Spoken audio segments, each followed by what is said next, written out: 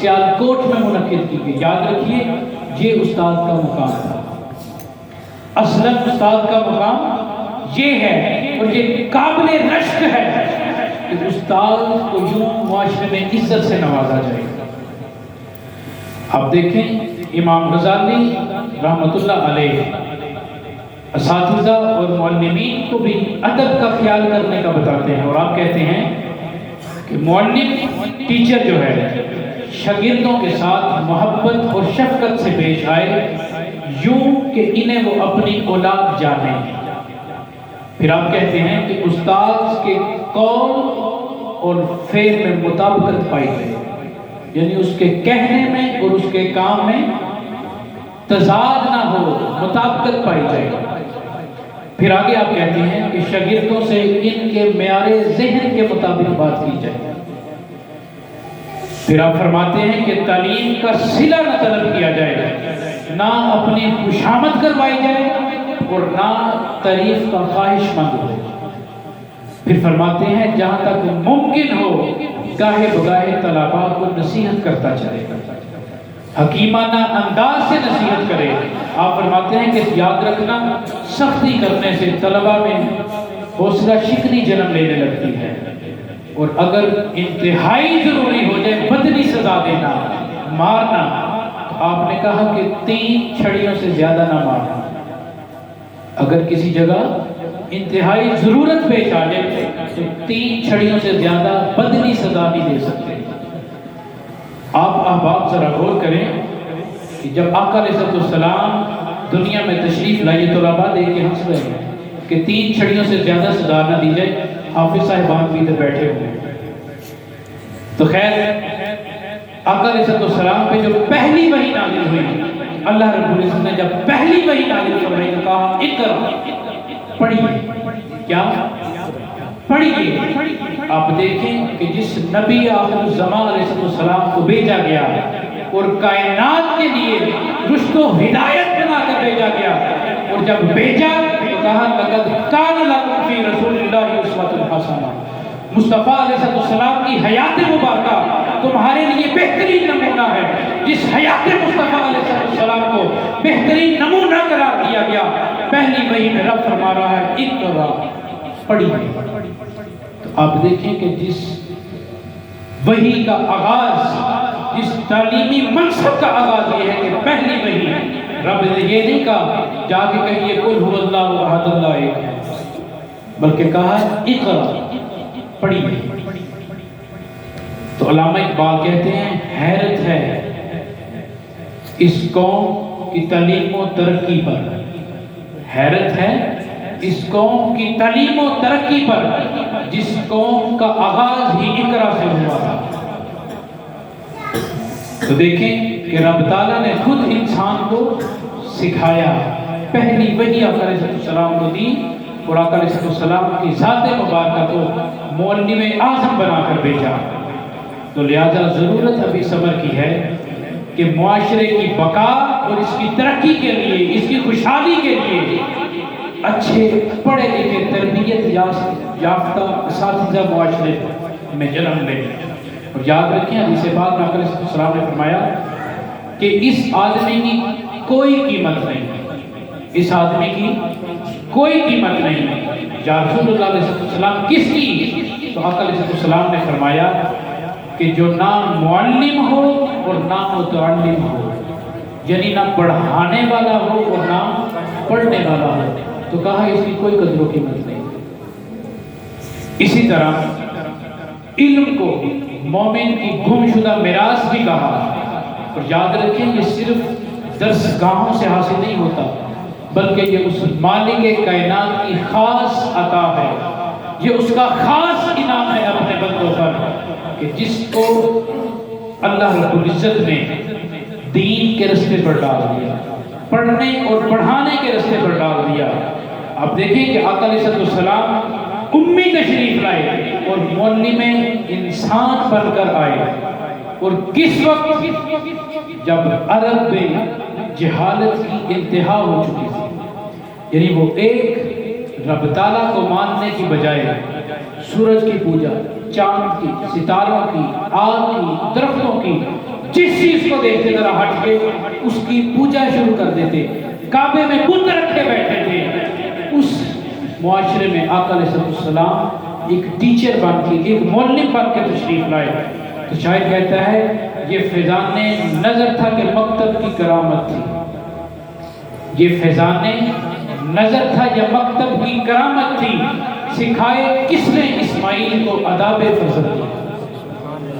تو یاد رکھیں یہ بات بڑی قابل غور اور قابل فکر ہے کہ فقط ڈگری لینے سے اور لیبل لینے سے کوئی تعلیم یافتہ نہیں بنتا۔ آپ دیکھیں اسی طرح صرف پڑھا لکھا ہونا بھی استاد کے لیے ضروری نہیں کہ وہ استاد جسٹ پڑھا لکھا ہے۔ یاد رکھیں اس کی اپنی بھی تربیت لازمی ہے، اور اگر فقط ڈگریوں کی کوئی اوقات ہوتی، فقط پڑھ لینے سے کچھ ملتا، تو حضرت شمس تبریز رحمۃ اللہ علیہ، مولا روم رحمۃ اللہ علیہ کی کتابوں کو اٹھا کر کبھی قریب کنویں میں نہ پھینکتے، اور کبھی مولانا روم رحمۃ اللہ علیہ یہ بھی نہ فرماتے کہ مولوی ہرگز نہ شد مولانا روم تا غلام شمس تبریز نہ شد۔ اور امام احمد بن حنبل رحمۃ اللہ علیہ آپ کے حوالے سے اور آپ کے ایک اسٹوڈنٹ کے حوالے سے واقعہ آپ کی گوش گزار کرتا چلوں۔ آپ رحمۃ اللہ علیہ نے ایک بہت بڑی دینی درسگاہ قائم کر رکھی تھی، سینکڑوں کی تعداد میں طلباء ذاتوں میں تلمذ ہوا کرتے، آپ سے شریعت کے احکام سیکھا کرتے، قرآن و حدیث کی تعلیم دیا کرتے۔ تو چلتے چلتے ایک وقت آیا، ایک ایسا بادشاہ آیا کہ اس نے احمد بن حنبل رحمۃ اللہ علیہ کو پیغام بھیجا کہ آپ اس انسٹیٹیوٹ کو، اس ادارے کو بند کر دیں اور اس تعلیم کو آگے پروموٹ کرنا، آگے دینا بند کر دیں۔ اب احمد بن حنبل رحمۃ اللہ علیہ جب آپ نہ مانے تو اس بادشاہ نے سختی شروع کر دی، اسٹوڈنٹس کو بھگا دیا، ادارہ بند کر دیا، آپ کو آپ کے گھر جس طرح نظر بند کرتی ہیں اپنے گھر میں قید کر دیا، گلی میں لوگ تعینات کر دیے جو کہ احمد بن حنبل سے ملنا چاہیے۔ ادھر دور کے علاقے میں ایک طالب علم، کون؟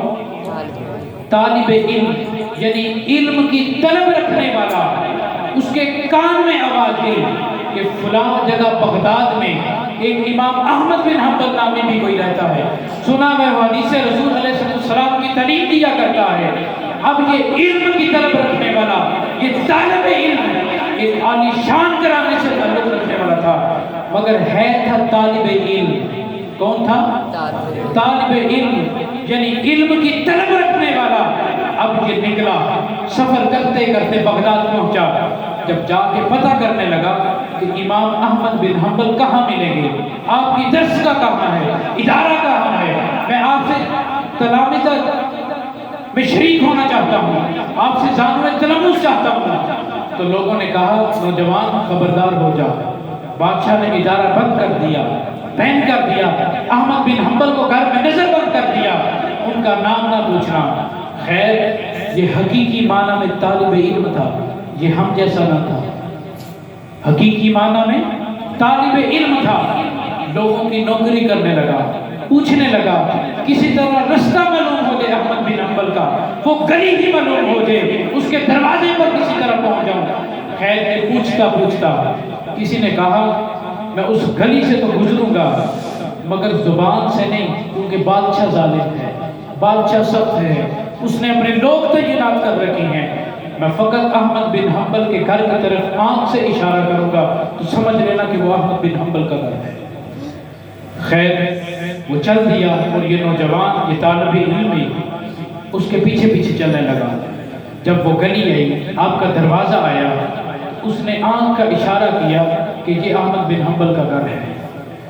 اب وہ کہتا ہے کہ میں نے دیکھا تو سیکیورٹی ذرا ٹائٹ تھی، لوگ کھڑے تھے، کسی کو ملنے نہیں دے رہے تھے۔ کہا میں نے بڑی ترکیبیں لگائی، بڑا سوچا کہ کس طرح ملوں، کس طرح علم حاصل کر سکوں۔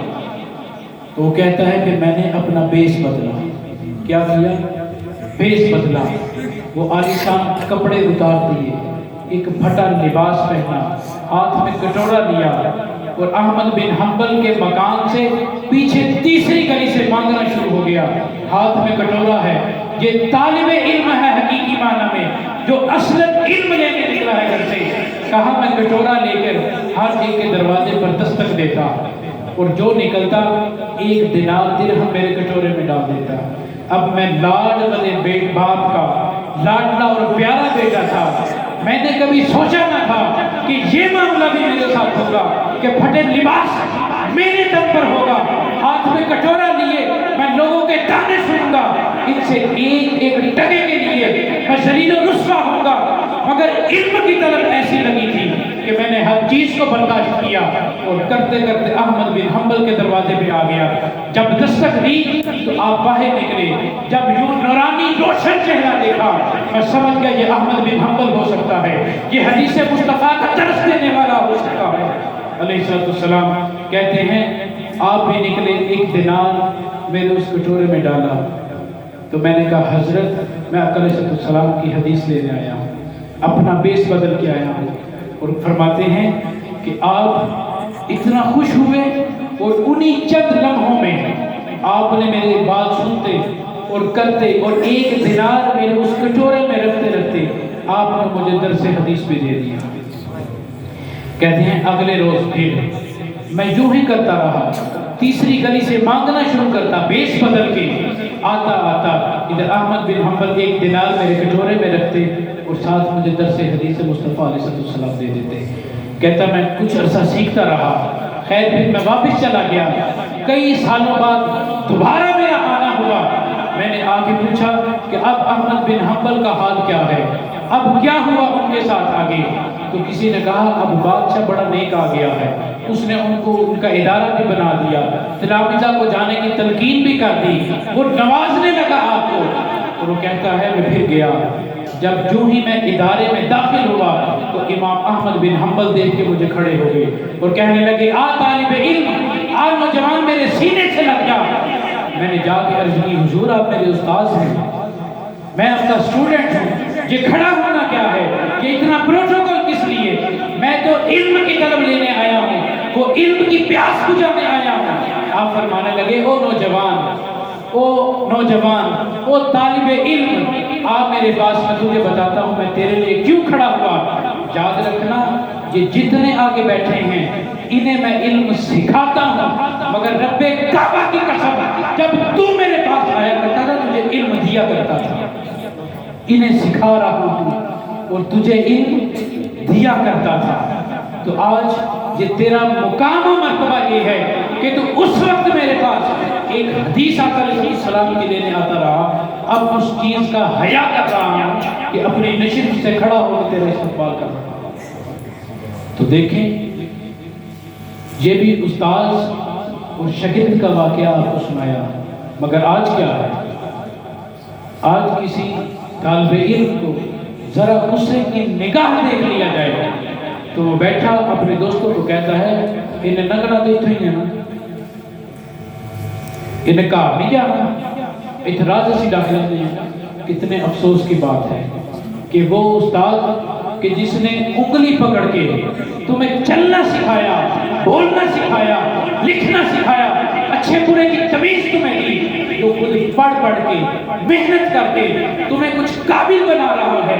یاد رکھیے گا حاضرین محترم، استاد بادشاہ نہیں ہوتا، مگر اس استاد نے بڑے بادشاہ بنا دیے، استاد نے بڑے بادشاہ بنا دیے۔ استاد جج نہیں ہوتا، اسی استاد کے بڑے لوگ آج جج بیٹھے ہیں، اسی استاد سے پڑھنے والے آج وکیل ہیں، اسی استاد سے بڑے آج ڈاکٹر بنے بیٹھے ہیں، بڑی بڑی ڈگریاں لیے بیٹھے ہیں۔ مگر یاد رکھنا کبھی کسی استاد نے یہ تقاضا نہیں کیا کہ پتر کل جب تو پڑھ لے گا تو میرے دروازے پہ بھی آنا، جو کمائے گا آدھی مجھے بھی دے جانا۔ یاد رکھنا استاد نے فقط انسان کو سکھانے کے لیے، کیوں کہ یہ انبیاء کے وارث ہیں، یہ آقا علیہ السلام کا بیٹا ہے، پسند فرمایا اس کو کہ مجھے معلم بنا کر بھیجا گیا۔ آج استاد کی عزت نہ رہی۔ اور یاد رکھیں وہ کتنا خوبصورت جملہ ہے، با ادب با نصیب اور بے ادب بے نصیب۔ تو یاد رکھیں جو آپ نے کرنا ہے وہی بونا ہے۔ آج ہمیں چیزیں یاد نہیں ہوتی، لوگ اس طرح ہمیں سنتے نہیں، ہمارا کہا نہیں مانتے، یاد رکھنا پہلے اپنے اندر جھانکو، جب تو نے استاد کو نہ سنا تھا اب تیری کون سنے گا؟ جب تو استاد سے بڑا بننا چاہتا تھا، سیکھنا چاہتا تھا اور اپنا آپ دکھانا چاہتا تھا تو یاد رکھ آج تیرے ساتھ بھی یہی عمل ہوگا۔ مگر دیکھیں کہ جب نیت سیکھنے کی ہو جائے تو پھر وقت کا احمد بن حنبل بھی اپنی نشست سے کھڑا ہو کے استقبال کرتا ہے۔ اور آپ دیکھیں کہ اگر تدریسی اصولوں کو دیکھا جائے کیونکہ استاذ کا کردار ہے، تو آپ دیکھیں کہ مربی اعظم آقا علیہ السلام جب تعلیم دیتے تو مخاطب کی یعنی اپنے طلباء کی، اپنے تلامذہ کی، اپنے اصحاب کی ذہنی سطح پر آگے آقا علیہ السلام انہیں تعلیم دیا کرتے، اور آقا علیہ السلام نے فرمایا کلم الناس علی قدر عقولہم، لوگوں کو ان کی عقل کے مطابق بات کیا کرو، اس کے مطابق سمجھایا کرو۔ اور حضرت عیسیٰ علیہ السلام نے فرمایا کہ حکمت کو اہل سے باز نہ رکھو، یہ خیانت ہے۔ حکمت کو اہل سے یعنی جو اہل ہے اس کا، اس سے باز نہ رکھو، چھپا کے نہ رکھو، یہ خیانت ہے۔ اور کہا کسی احمق کے سامنے پیش بھی نہ کرنا۔ اور آپ دیکھیں کہ عبداللہ ابن مسعود رضی اللہ تعالیٰ عنہ اپنے تلامذہ سے فرمایا کرتے تھے کہ لوگوں سے ان کی عقل سے زیادہ بات نہ کہنا، وگرنہ وہ کسی کے لیے فتنہ پیدا ہو جائے گا۔ اسی طرح آپ دیکھیں علامہ اقبال رحمۃ اللہ علیہ فرماتے ہیں کہ بچے سے ایسے فہم کی، ایسے فراست کی، ایسے تجربہ اور علم کی توقع نہ کی جائے جو اس کے سطح لیول سے بڑی ہے، تو وہ کبھی اس کے اسٹوڈنٹ سے توقع نہ کی جائے۔ پھر آپ دیکھیں عمدہ سلوک اور شفقت کا رویہ، یاد رکھیں آج کی جدید سائنس یہ کہتی ہے کہ بچوں سے نرمی سے پیش آیا جائے، اچھا برتاؤ کیا جائے، اس کے ساتھ ان کا مینٹلی لیول تیز ہوتا ہے جب پیار کا نرم برا لہجہ بولا جاتا ہے۔ مگر قربان جائیں آقا علیہ السلام کی رحمت للعالمین پر آج سے 1400 سال پہلے آقا علیہ السلام اپنے صحابہ سے شفقت فرمایا کرتے، اور حضرت جعفر طیار رضی اللہ تعالیٰ عنہ جب حبشہ سے واپس آئے آقا علیہ السلام نے ان کو گلے سے لگایا اور آنکھوں کے درمیان پیشانی پر بوسہ دیا۔ تو یہ اپنے اسٹوڈنٹ سے ایک پیار بھرا محبت کا رشتہ ہے۔ اور حضرت انس رضی اللہ تعالیٰ عنہ بیان کرتے ہیں کہ میں نے آقا علیہ السلام کی 10 سال خدمت کی۔ کتنی؟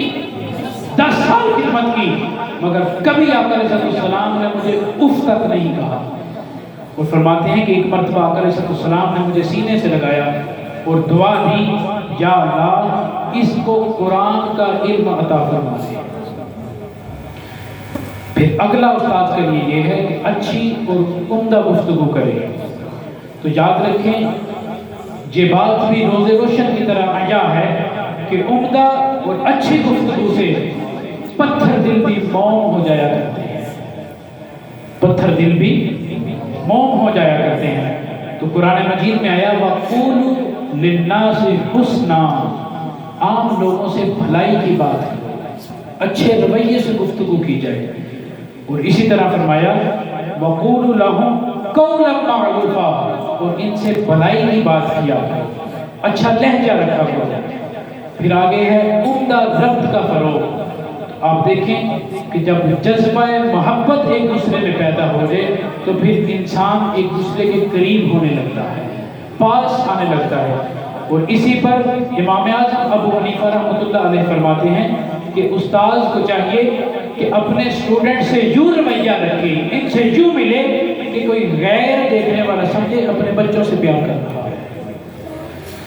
ٹائم چونکہ ہو گیا، بہت ساری ایسی باتیں ہیں اس میں خندہ روئی ہے، یعنی چہرے پر مسکراہٹ ہو کے ملنا ہے۔ اور قربان جائیں آقا علیہ السلام پر حدیث بعد میں آتا ہے کہ آقا علیہ السلام اور عبداللہ بن حارث روایت کرتے ہیں کہ آقا علیہ السلام سے بڑھ کر ہم نے کوئی مسکرانے والا نہیں دیکھا۔ یاد رکھیں آپ جب کسی کو مسکرا کر نرم لہجے میں پیار سے بات کرتے ہیں تو وہ بات اس کے دل پر اثر کرتی ہے۔ اسی طرح حسین مزاح، تو آقا علیہ السلام مزاح بھی فرمایا کرتے تھے. جیسے ایک بوڑھی عورت آقا علیہ السلام کی خدمت میں حاضر ہوئی تو عرض کرنے لگی یا رسول اللہ صلی اللہ علیہ وسلم مجھے ایک اونٹ عطا فرما دیں، میں اس پہ سفر کر لوں. تو آقا علیہ السلام نے کسی صحابی سے کہا کہ جاؤ اس عورت کو، اس بڑھیا کو ایک اونٹ کا بچہ دے دو. تو وہ کہنے لگی یا رسول اللہ علیہ السلام میں نے تو اونٹ مانگا تھا، میں نے تو سواری کرنی ہے، اسے کام لینا ہے، آپ کہہ رہے ہیں اسے اونٹ کا بچہ دے دیا جائے. تو آقا علیہ السلام مسکرا دیے تو کہا اماں وہ اونٹ بھی کسی کا بچہ ہی ہے. تو یوں ایک دلجوئی کے لیے، ایک دلچسپی کے لیے، ایک شوق اور رغبت دلانے کے لیے تعلیم میں کبھی کبھی آقا علیہ السلام مزاح بھی فرمایا کرتے ہیں. آپ دیکھیں اسی طرح استاد بطور نمونہ عمل ہونا چاہیے، استاد خود بطور نمونہ عمل ہونا چاہیے. مگر دیکھیں آج ہم جیسے استاد عمل سے آ رہی ہیں، آج کہنے کو، پڑھانے کو، لکھنے کو بہت باتیں ہمارے پاس، لیکن عمل نہیں رہا آج اساتذہ کی اپنی زندگی میں. اور یاد رکھیں کہ امام غزالی رحمۃ اللہ علیہ فرماتے ہیں، آپ کہتے ہیں کہ یاد رکھنا انسان کا عمل، کیا انسان کا عمل اس کے قول پر بھاری ہے، کیونکہ عمل کو آنکھ دیکھتی ہے، عمل کو آنکھ دیکھتی ہے اور قول کہنا اس کا دل پر اثر کرتا ہے. آپ فرماتے ہیں کہ یاد رکھنا دل سے زیادہ تعداد آنکھوں کی ہے، تو آنکھیں زیادہ چیز کو آبزرو کرتے ہیں. تو استاد کو چاہیے کہ اس کے کہنے میں اور عمل میں تضاد نہ ہو بلکہ مطابقت پائی جائے، ہم آہنگی پائی جائے، اس کا کرنا اور کہنا ایک جیسا ہو. تو یاد رکھنا جب استاد اپنے اوپر لازم کر دے گا کہ جو میرے منہ سے الفاظ نکل رہے ہیں، جو میں درس دے رہا ہوں، جو پڑھا رہا ہوں، وہ میرے عمل سے بھی بچوں کو نظر آئے، تو یاد رکھنا پھر وہ بچے احسن انداز میں پڑھیں گے. تو بات کو ختم کرتا ہوں ان اشعار کے ساتھ. کسی نے کہا استاذ مجھے اس پر ملال تھوڑی ہے، استاذ ہوں مجھے اس پر ملال تھوڑی ہے، ملک کا مستقبل سنوارنا آسان تھوڑی ہے. بس استاذ فکر مند ہے سب کے عروج کے لیے، بس استاذ فکر مند ہے سب کے عروج کے لیے، کسی کو کسی کا خیال تھوڑی ہے. اور آگے کہا کہ مزہ تو تب ہے کسی خاک کے ذرے کو منور کر دو، صرف اپنی ذات کو روشن کرنا کمال تھوڑی ہے. اور مٹانا پڑتا ہے خود کو قوم کی ترقی کے لیے، مٹانا پڑتا ہے خود کو قوم کی ترقی کے لیے. یہ کام معمولی کام تھوڑی ہے. اور عزیزان محترم آخر میں میرے اساتذہ کرام بھی موجود ہیں، اللہ رب العزت میرے تمام اساتذہ کو عمر خضری عطا فرمائے صحت تندرستی کے ساتھ. آخر میں یہ اشعار انہیں ڈیڈیکیٹ کرنا چاہتا ہوں. تو کہا استاد محترم کو میرا سلام کہنا، استاد محترم کو میرا سلام کہنا، جینے کا فن سکھایا مرنے کا باکپن بھی، ماں باپ اس زمین پہ لائے تھے آسماں سے، پہنچا دیا فلک تک استاد نے یہاں سے. واقف نہ تھا ذرا بھی اتنے بڑے جہاں سے، مجھ کو دلا دیا کتنا اچھا مقام استاد نے. تو کہنا استاد محترم کو میرا سلام، جو علم کا علم ہے، علم جھنڈے کو کہتے ہیں، جو علم کا علم ہے، استاد کی عطا ہے، ہاتھوں میں جو قلم ہے استاد کی عطا ہے، جو فکر تازہ دم ہے استاد کی عطا ہے، جو کچھ کیا رقم ہے استاد کی عطا ہے. ان کی عطا سے چمکا حاتم کا نام کہنا، ان کی عطا سے چمکا حافظ کا نام کہنا. استاد محترم کو میرا سلام کہنا. وما علینا الا البلاغ المبین.